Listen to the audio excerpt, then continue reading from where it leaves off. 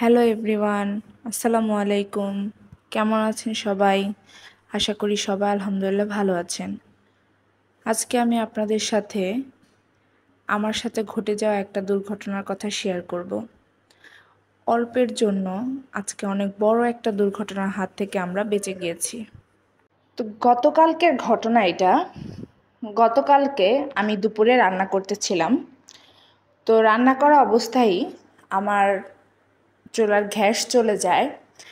আমরা তো সরকারি গ্যাস ব্যবহার করি, তো এদিকে আবার গ্যাসের একটু সমস্যা আছে। তো ইদানিং গ্যাসটা থাকে, আগে তো তেমন থাকেই নি। তো আমি রান্না করা অবস্থাতেই গ্যাসটা চলে যায়। তো ভুলবশত কারণে আমি চুলাটা অফ করার কথা আমি ভুলে গিয়েছিলাম। তো দুপুরে আমরা সবাই খাওয়া দাওয়া করি, আমার হাজব্যান্ড আবার অফিসে চলে যায়, আমি বাচ্চাকে নিয়ে থাকি, আমি বাচ্চাকে খাওয়াই এবং বাচ্চাকে আমি ঘুমও পাড়িয়ে দিই। এখন গ্যাস যদি একটার দিকে চলে যায়, আবার দুটার মধ্যেই গ্যাস পুরোপুরি চলে আসে। তো কালকেও ঠিক ওই রকমই। তো আমি আমার বাচ্চাকে খাইয়েছি, ঘুম পাড়িয়েছি, সবই করেছি, প্রায় 1 ঘন্টার মতন আমি কাজ করেছি। তো এর মাঝখানে আমি কিন্তু রুমের বাহিরে আসিনি। তো আমার বাবুকে ঘুম পাড়ানোর পরে ওই টাইমটাতে আমিও কিছুক্ষণ একটু ওর সাথে ঘুমাই।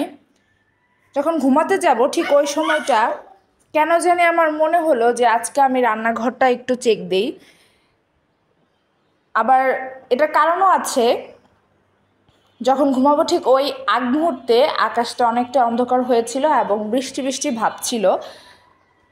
তো আমার পাশের রুমটাতে যেহেতু বারান্দা, এবং বারান্দাতে জামা কাপড় ছিল, এবং বারান্দার জামা কাপড়গুলো ঘরে আনার জন্য যে যদি বৃষ্টি নামে তাহলে তো অনেক ভিজে যায়, জামা কাপড়গুলো ভিজে যাবে, শুকনো জামা কাপড়গুলো। এর জন্যই মূলত আমি সাথে সাথে না ঘুমিয়ে আবার চলে আসি জামা কাপড়গুলো নিতে। তো জামা কাপড়গুলো যখন আমি নিতে আসি ঠিক ওই পর্যায়ে আমি মানে আমার নাকে গন্ধ আসে যে কি ব্যাপার, এরকম একটা মানে কেমন যেন একটা গন্ধ, মানে গ্যাসের কাঁচা কাঁচা গন্ধ আছে না, ওরকম গন্ধ। তো আমি তাও তখনও বুঝতে পারিনি।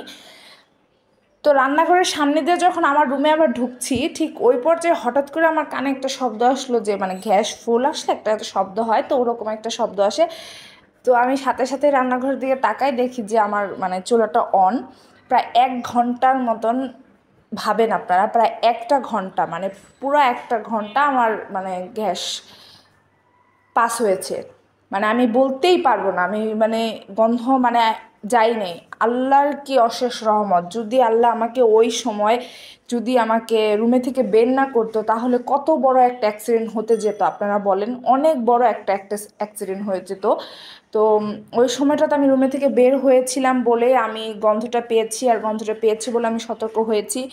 আমি ওই মুহূর্তে রান্নাঘরের জানলা, রুমের সব দরজা জানলা খুলে দিই, গ্যাসটা পাস হয়, তারপরে রুমটা মানে পরিষ্কার হয়, গন্ধটা দূর হয়। আমি তো যদি তখন সাথে সাথে ঘুমাতাম, আমি তো বিকালে উঠেই বাচ্চার জন্য নাস্তা বানাই, আমি যদি এসে যদি মানে চেক না করে যদি মানে আগুনটা ধরাতাম তাহলে তো অনেক বড় একটা অ্যাক্সিডেন্ট হয়ে যেত।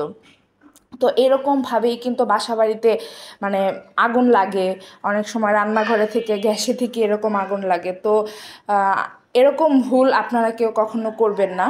আপনারা সবসময় সতর্কতার সহিত রান্না করবেন এবং চুলাটাকে অন অফ করবেন। আমার এরকম আগে কখনো হয়নি, আজকেই মানে গতকালকেই ফার্স্ট টাইম আমার হয়েছে। আমি অনেকটাই ভয় পেয়েছিলাম, অনেকক্ষণ ভেবেছি যে যদি একটা অ্যাক্সিডেন্ট হয়ে যেত, আমার বাচ্চাটা ছোট, আমার বাসায় কেউ ছিল না, আমি আর আমার বাচ্চাটাই ছিলাম। তো আমার হাজবেন্ড তো জানতেও পারতো না যে এত বড় একটা অ্যাক্সিডেন্ট হয়েছে, যদি কেউ মানে না জানাতো। মানে কি একটা মানে আমি ভাবলে আমার কেমন জানি গা শিউরে শিউরে ওঠে। তো আপনারাও যারা বাসায় রান্না করেন, একা একা থাকেন, তো তারাও সব সময় গ্যাসটা চেক করবেন, চুলাটা অন করেছেন, অন করার পর অফ করেছেন কিনা, গ্যাস আসছে কিনা, এগুলো চেক করবেন, কখনো যেন ভুল না হয়। কারণ এইসব অল্প অল্প একটু একটু ভুলে থেকে কিন্তু হঠাৎ করে একটা বড় দুর্ঘটনা হয়ে যেতে পারে। তো তাই আপনাদের সাথে আজকে একটু শেয়ার করলাম। আর তার সাথে আমার একটি রান্নাও আপনাদের সাথে শেয়ার করে ফেললাম। আমি গতকালকে আলু পটল দিয়ে ডিমের তরকারি রান্না করেছিলাম, তো ওটাই আপনাদের সাথে শেয়ার করলাম। প্রথমে আমি আলু এবং পটলগুলোকে কেটে নিয়েছি, ডিমটাকে সিদ্ধ করে নিয়েছি, এবং পটলটাকে ভেজে নিয়েছি তেলে, আলুটাকেও সেম তেলেই ভেজে নিয়েছি এবং ডিমটাকেও ভেজে নিয়েছি। এরপর সব পেঁয়াজ মরিচ দিয়ে আদা রসুন বাটা, তারপরে লবণ, হলুদ গুঁড়া, মরিচ গুঁড়া, ধনিয়া গুঁড়া এগুলো দিয়ে মশলাকে কষিয়ে তারপর আমরা আবার আলু পটল দিয়ে ভালোভাবে কষিয়ে, যেহেতু এগুলোকে তেলে আগেই ভেজে নিয়েছিলাম তাই কিন্তু এগুলো কিন্তু অনেকটাই সিদ্ধ হয়ে গিয়েছে। এরপর পরিমাণ মতন পানি দিয়ে নিয়েছি এবং পানিতে যখন বলক চলে এসেছে ঠিক ওই পর্যায়ে আমি ডিমগুলো দিয়েছি এবং কিছুক্ষণ সিদ্ধ করে নেব, কারণ আলুটা একটু শক্ত আর আলুটা কিছুক্ষণ সিদ্ধ করলে একটু ভালো নরম হবে। তো আমার বাচ্চা যেহেতু ছোট, আমি যখন ভয়েস দিই তখন আমার বাচ্চাটাও পাশে থেকে অনেক সময় শব্দ করে, প্লিজ আপনারা কিছু মাইন্ড করবেন না, আপনারা এই ভয়েসটাকে স্কিপ করার চেষ্টা করবেন। তো এই তো আমার রান্নাটাও রেডি হয়ে গেছে, ডিম দিয়ে আলু দিয়ে পটল দিয়ে তরকারি। খেতে কিন্তু বেশ মজা হয়েছিল। সবসময় কিন্তু মাছ মাংস খেতে ভালো লাগে না, তো ডিমের তরকারিও কিন্তু ভালো লাগে। তো আপনারা চাইলে কিন্তু এভাবেও রান্না করে নিতে পারেন। তো যারা আমার চ্যানেলটি এরই মধ্যে সাবস্ক্রাইব করে ফেলেছেন তাদেরকে অসংখ্য অসংখ্য ধন্যবাদ, এবং যারা নতুন তারা চ্যানেলটি অবশ্যই সাবস্ক্রাইব করে পাশে থাকবেন এবং লাইক কমেন্ট করে পাশে থাকবেন।